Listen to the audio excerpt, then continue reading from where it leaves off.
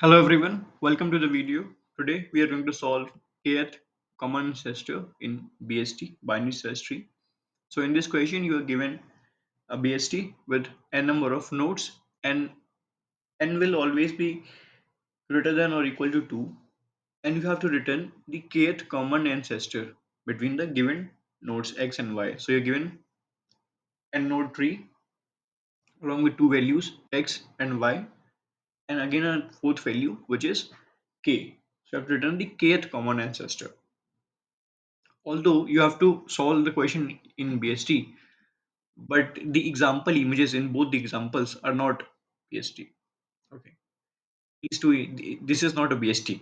Okay, but I will tell you what it is, and I will do the correct solution and explanation also, so that if you are solving this question in the daytime or afternoon or in the evening, and the image gets corrected, okay, and that time you will be able to understand and do the job.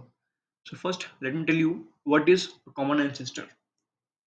Let's take two nodes 20 and 30. This is also the case for this example. Order 20 and 30. Which one do you see as a common ancestor? You will say 40, right? 40 is their common ancestor. Then again, which one is their common ancestor? It is 10. So common ancestor is something, a node using which you can reach to both the nodes. If you are taking two nodes x and y, if you have to start from those nodes x and y and reach a common node moving upwards. Moving upwards, you reach a common node. That will be your common ancestor. But in this question, it is assuming that there are more than one, there can be more than one ancestors, common ancestors. And in this case, you have to return the kth common ancestor. See, k is equals to 2. So the first common ancestor was 40, then it was 10. And since k is equals to 2, you will return 10. Cool. Similarly, come to example 2. Although this is not a VST, cool. But I will explain you. The nodes are x and y are 70 and 60. 70 and 60. So these two can be this 70 60, and these two can be this 70 and 60. We'll see both. Okay. So first of all, take this one, and k is equals to 2. Second common ancestor. So by taking these two nodes 60 70, the first common ancestor is 30 and second one is 80. Good. Then again, if we take these 70 and 60, what is the common ancestor? 80, right?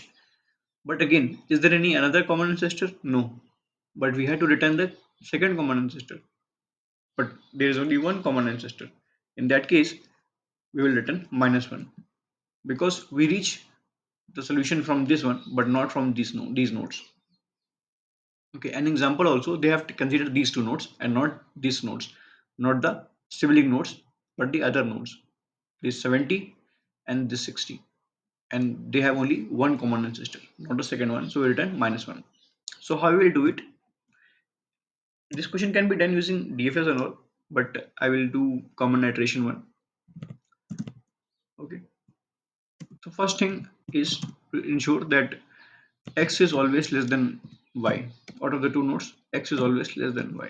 If it is not, we will swap it to make x smaller and y larger. Then I will create one list, another simple variable, the ancestor and node.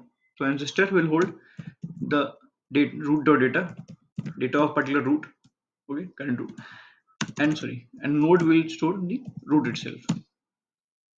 While I will use a single loop to ensure that the node dot data of particular node is between the x and y. Okay, we have to only consider those nodes which have value between x and y. Only they can be, okay, our answer, right? As we saw in example 60 and 70. What was the common one? 30.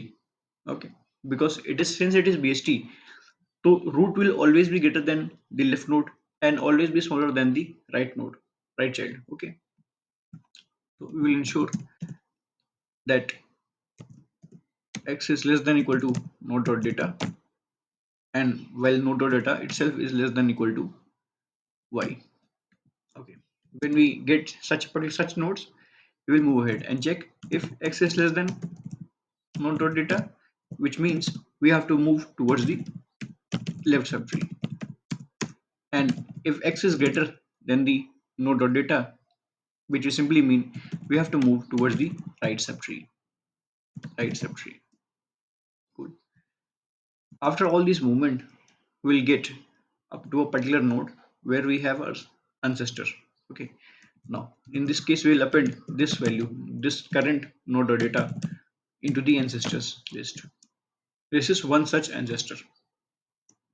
And after we have found all the ancestors between the x and y, for x and y, after we have found all the ancestors for x and y, we will check if if the count of ancestors is greater than or equal to k or not.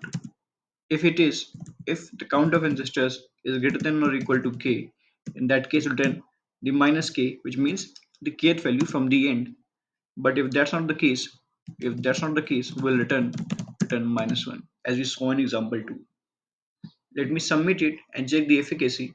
I will again repeat, even though the example images are not of BST, but the solution is perfect for a binary search tree.